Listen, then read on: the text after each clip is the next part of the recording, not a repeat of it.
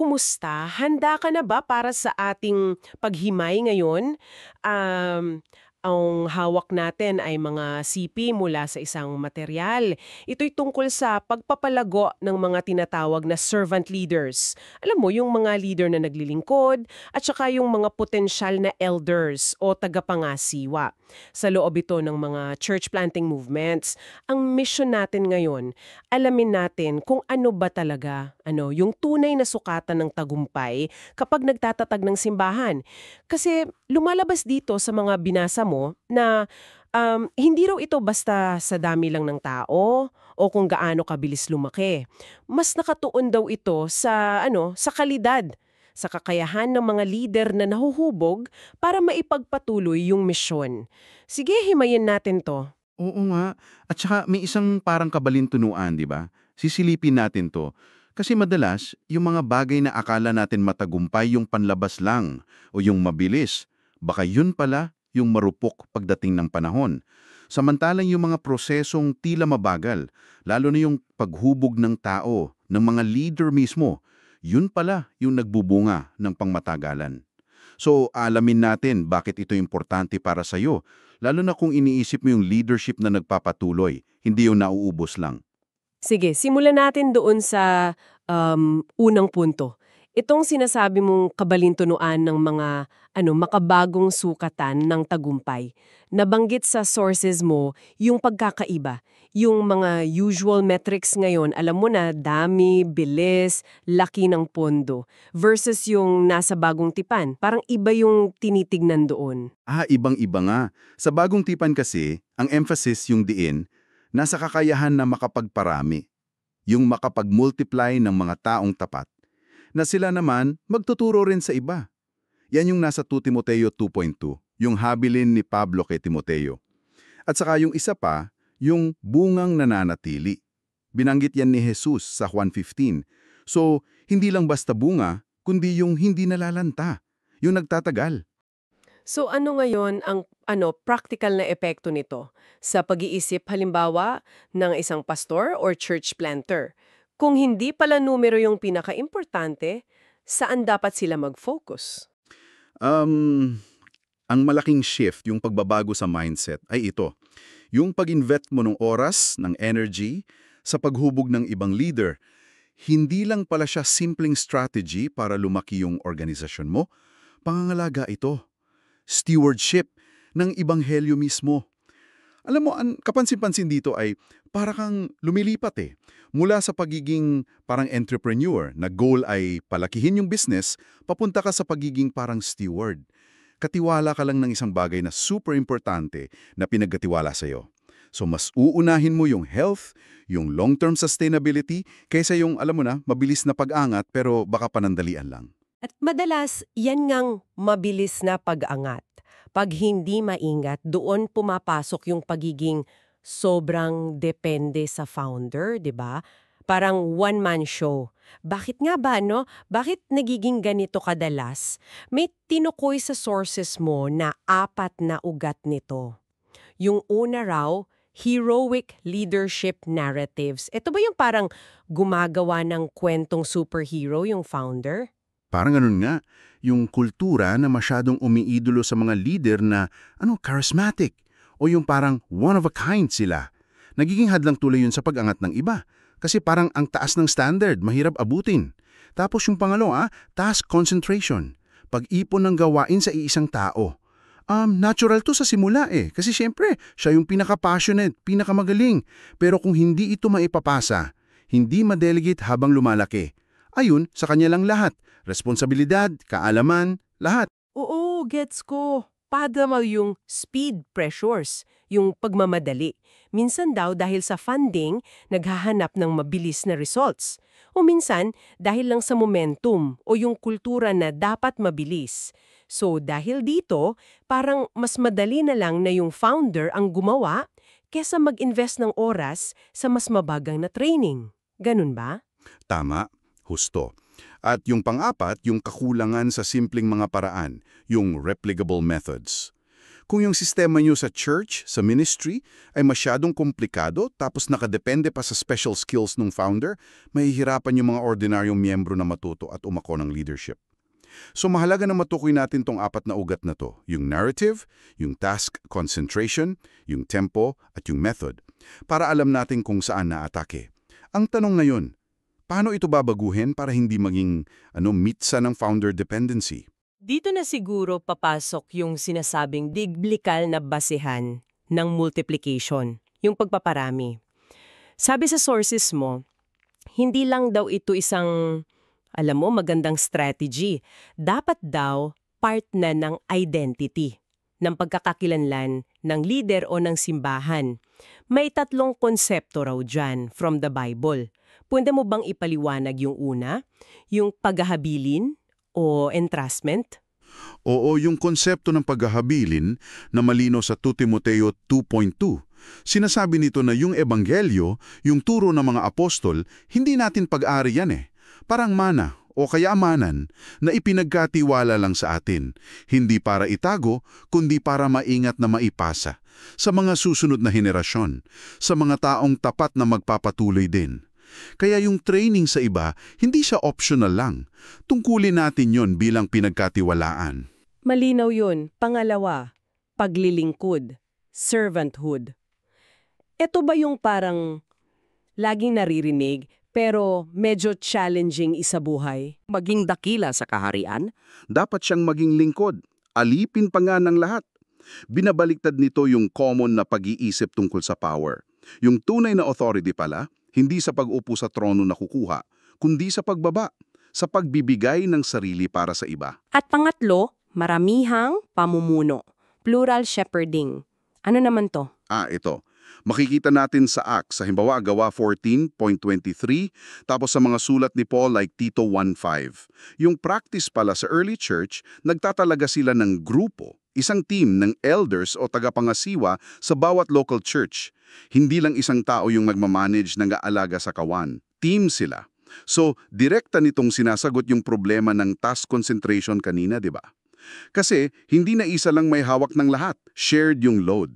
Shared din yung wisdom sa decision making. So kung itong 3, paghahabilin, paglilingkod, maramihang pamumuno, kung ito yung magiging parang DNA na o identity ng isang leader, anong practical na pagbabago yung makikita natin sa priorities niya? Kapag nangyari yan, yung training sa iba, yung pagde-delegate ng real authority, yung pagbabantay sa core beliefs, hindi na yan extra work lang. Magiging paraan na mismo yan ng pagsamba niya, ng pagpapakita ng faithfulness niya as God's steward. Mag-iiba yung focus eh. Mula sa anong magagawa ko, magiging sinong mapapalago natin para sa misyong. Maganda yan. Ngayon gawin nating mas konkreto. Ano yung mga practical na signs, mga senyales na makikita natin sa isang church o grupo na, sineseryoso nila tong pagpaparami ng leader? Paano ito nagmamanifest sa araw-araw? May mga indicators na binanggit, di ba? Oo, may ilang palatandaan. Isa na rito yung maagang pagbibigay ng tunay na responsibilidad sa mga potential leaders. Hindi lang sila yung parang assistant na taga-abot lang o tagalista, kundi halimbawa ilang buwan pa lang ng training, pinapamuno na sila ng sarili nilang small group o ng prayer meeting o ng outreach. May tiwala agad, may release. Okay. Ano pa? Isa pa, yung pagkakaroon ng regular na ritmo, ng training to train, pagsasanay para sa mga magsasanay. Ibig sabihin, sa bawat training na binibigay sa members, laging may kasamang part na sila mismo, nagpa-practice kung paano nila ituturo yun sa iba. Hindi lang sila receiver ng info, hinihanda na rin silang maging teacher. Nakita ko rin yung point tungkol sa maagang pagbuo ng grupo ng elders. Plurality. Kahit konti pa lang sila. Paano yun? Oo. Kahit 2 o 3 pa lang yung nakikitang may potensyal at kwalifikasyon, binubuo na agad yung maliit na team. Para magtulungan sa pagpastor, sa pagde-decide, hindi nahihintay na dumami pa ng sobra bago i-share yung leadership. Ginagawa na agad na normal culture sa umpisa pa lang. Tapos may nabanggit din tungkol sa simple methods. Bakit importante to? Mahalaga yung simple tools, yung mga pamamaraan na madaling matutunan at maipasa ng kahit sino. Halimbawa, format ng Bible study na 3-4 questions lang, o short script sa pag-share ng gospel na kayang i-memorize, o simpleng checklist para sa pag-visit sa may sakit. Kapag simple kasi, mas maraming ordinaryong miyembro yung nagkakaroon ng confidence na kaya ko pala to, kaya ko palang mamuno, kaya kong magturo. Yung mga signs na to, yan yung unti-unting naglilipat sa church mula sa pagiging parang solo concert ng isang tao papunta sa pagiging orkestra na may iba't ibang instrumento, iba't ibang musikero na nagtutulungan. May 3 specific systems pa nga na binanggit. Parang makina raw ito para masigurong tuloy-tuloy at healthy yung reproduction ng leaders. Ito yung MAWL, T40, at Elder Plurality. Pwede mo bang i-breakdown yan? Unahin natin yung MAWL. Sige, yung MAW, acronym yan, Model, Assist, Watch, Leave Launch. Isa siyang cycle, isang learning rhythm para matuto ng bagong skill. Una, gagawin muna ng mentor, ipapakita niya, model. Tapos, yung tinuturuan, tutulungan niya, assist, si mentor. Then, oobserbahan na lang ni mentor habang yung trainee ang gumagawa. At pagkaya na, iiwanan na siya or ila-launch para gawin mag-isa. Maybe with check-ins pa rin. Usually, ginagawa to sa 4 to 8 week cycle. Ang ganda nito, yung simpleng pag-observe sa umpisa, nagiging skill. Tapos yung skill, nagiging freedom para sa tinuruan. Malinaw yung MAW. Yung T40 naman, nabanggit na natin yung concept kanina, training for trainers. Pero paano to naiiba or nag-a-add sa MAW? Well, kung yung MAWL, focus sa pagmaster ng isang skill, yung T40 naman focus sa pagmaster ng pagtuturo ng isang buong training module or lesson. Sa bawat session, hindi lang sila natututo, may kasunod agad na practice. Yung katatapos lang matuto, siya naman magtuturo sa katabi niya or sa small group. Tapos, bibigyan pa siya ng feedback, tuturuan paano i-manage yung buong training na yon para maituro niya sa iba sa labas.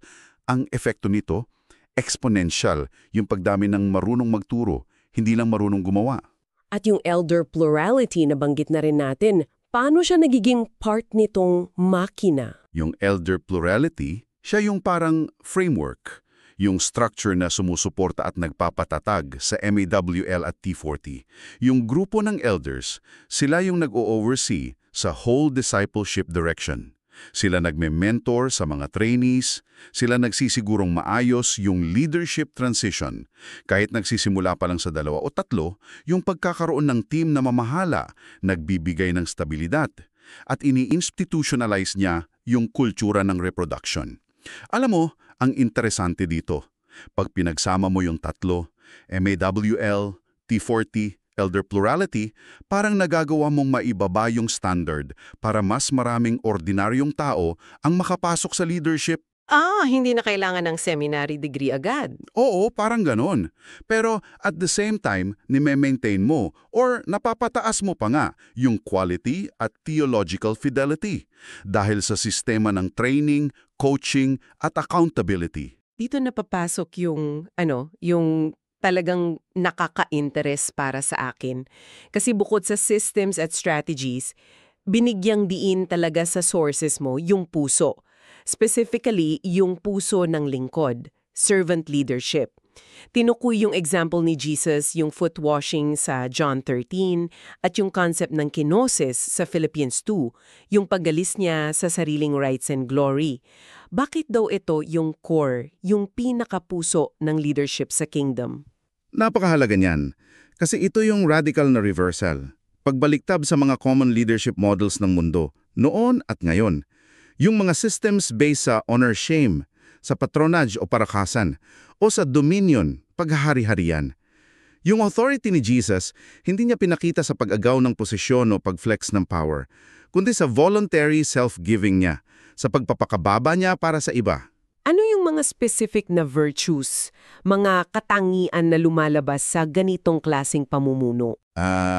Ang mga sumisibol dito, una, yung humility na nakikinig, na umaamin ng mali. Pangalawa, sacrificial presence. Yung andyan ka talaga para sa tao, hindi lang sa pangalan.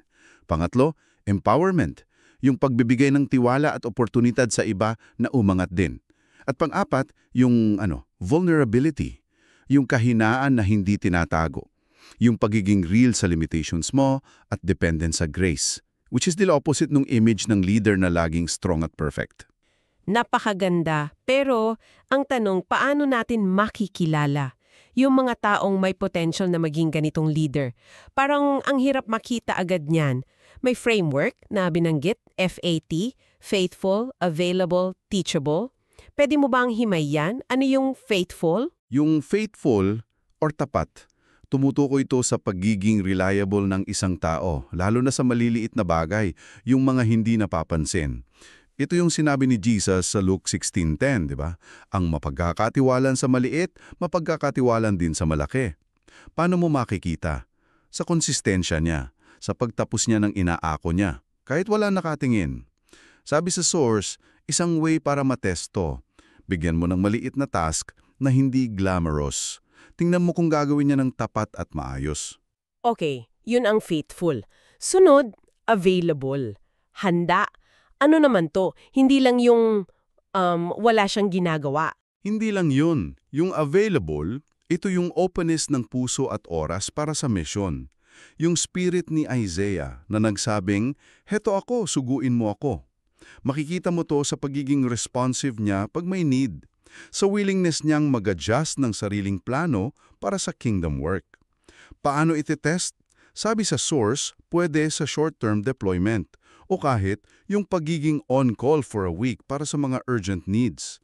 Pero syempre may disclaimer, dapat may consent, may clear boundaries para hindi abusive.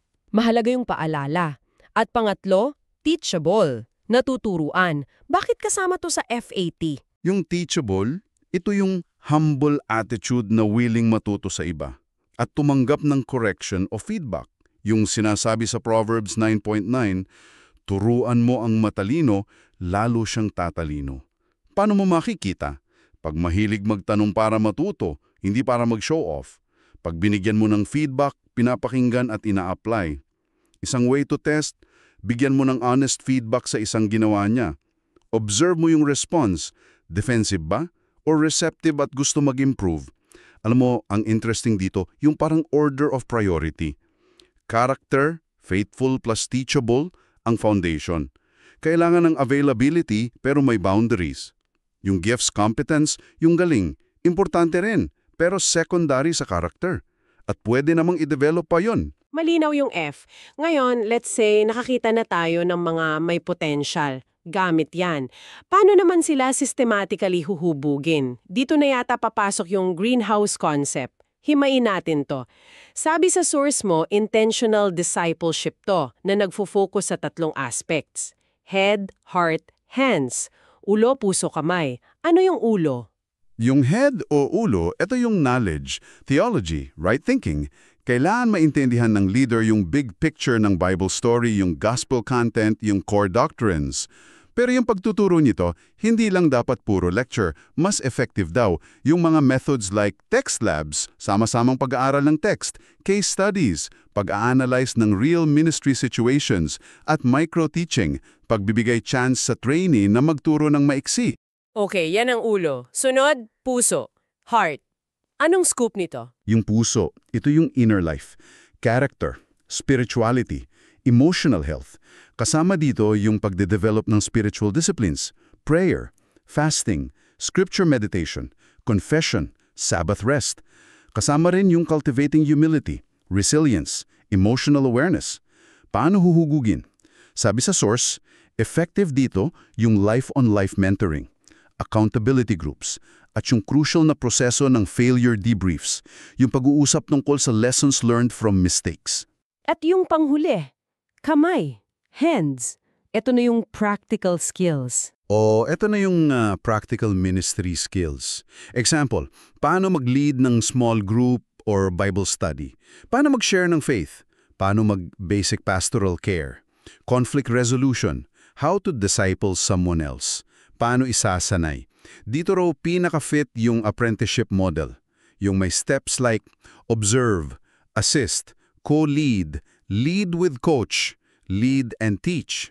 Kasama rin dito yung mga micro-labs or focused practice sessions for specific skills. Yung buong idea ng greenhouse ay lumikha ng environment parang womb na may proteksyon para sa early growth ng leader.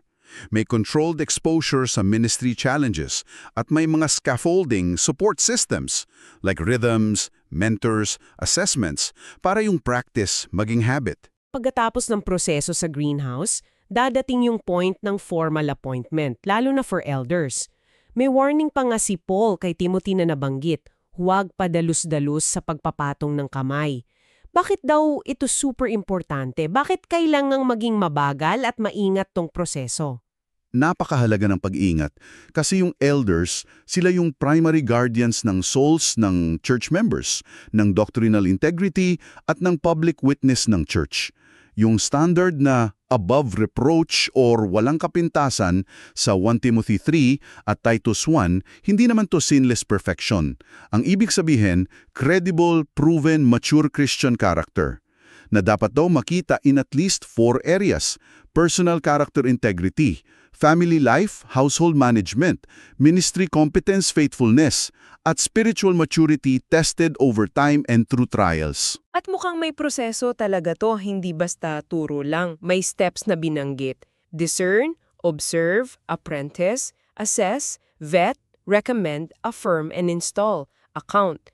Bakit kailangan ng ganito kahabang proseso? Parang aabot ng 6 to 24 months. Kailangan ng time kasi character and maturity hindi nakikita overnight. Kailangan ma-observe in various situations over time. Importante rin yung community discernment, yung buong church body involved sa paggilatis, hindi lang leaders. At yung formal installation na may kasamang covenant at clear accountability afterwards, nag-underscore to sa sacredness and seriousness ng role. Yung pagmamadali sa pag-appoint ng elders, isa yan sa common causes ng major church problems down the road. Kung ganito pala ang proseso at focus, ano ang implication nito sa paraan natin ng pagme-measure ng success sa church planting or ministry? Malinaw na kailangan nating lagpasan yung mga tinatawag na vanity metrics, yung mga numero lang na pampaganda ng report. Ano dapat yung tinitingnan natin? Exactly. Kailangan palitan yung vanity metrics ng generative metrics o reproduction metrics. Ito yung mga numbers or observations na nagsasabi kung we are actually producing new leaders at kung healthy ba yung leadership pipeline natin. Examples nito, ilan na yung leaders na na-release or na-launch into significant responsibility? Ilan na yung second-generation leaders, yung mga na-train ng mga na-train mo? Pwede rin gumawa ng Elder Readiness Index, a qualitative assessment of potential elders based on character and competence. O yung reproduction ratio, ilang bagong leader ang napoproduce ng bawat trainer over a period. Siyempre, may mga roadblocks din dito na binanggit. Ano yung mga common roadblocks na yon at paano raw harapin? Kasama dyan yung fear of letting go ng control ng founder or current leaders. Yung risk ng low-quality reproduction kung masyadong minadali, yung possible pushback sa concept ng plural leadership, at yung temptation na mas mag-focus sa funding kaysa sa actual people development. May mga suggestions din sa material how to address these proactively, usually through clear vision casting, establishing robust training and accountability systems, at faithfulness dun sa biblical principles na napag-usapan natin. Grabe, ang lalim ng napag-usapan natin mula sa sources mo. Kung isusumamarize natin, parang ang main idea is this. Yung tunay na success, yung lasting fruit ng isang church planting movement, hindi ni measure sa initial size or speed, kundi sa ability niyang mag-grow at mag-release ng servant leaders and elders na kaya ring mag-reproduce pa. Ito yung shift mula sa pagiging platform lang for one person's gifting papunta sa pag-iwan ng legacy na nagpapatuloy even without them. Napakagandang summary niyan. Para kang nag-shift from thinking like a corporation na ang habol ay market share or profit to thinking like a patient gardener in an orchard o isang caretaker ng greenhouse. It requires more patience, meticulous care for each plant, at focus sa paghubog ng tao head, heart, hands, hindi lang sa pag-create ng programs or big events. Kaya ang iiwan naming tanong para sa iyo na nakikinig, anong klasing legacy ang gusto mong maiwan sa iyong ministry or influence? Gusto mo bang mag-build ng something na laging dependent sa iyo, na baka humina pag wala ka na? Parang yung first church planter na nabanggit sa source mo. Yung ang galing daw mag-preach pero walang na-train na kasama, so nawala rin yung church. O mas pipiliin mo bang mag-invest sa slow but intentional development ng leaders na FAT, faithful, available, teachable, na sila yung magpapatuloy at magmumultiply ng mission beyond what you could ever do alone. Parang yung second planter na hindi raw kasing galing magsalita pero nag-invest sa 3 apprentice. At ang resulta, churches that multiplied. At bilang practical challenge, ano kaya ang isang maliit pero konkretong step na pwede mong gawin this week para simulan o palakasin yung leadership development sa paligid mo gamit yung FAT principles o yung greenhouse head, heart, hands na pinag-usapan natin? Isang small step lang hanggang sa susunod nating paghimay dito.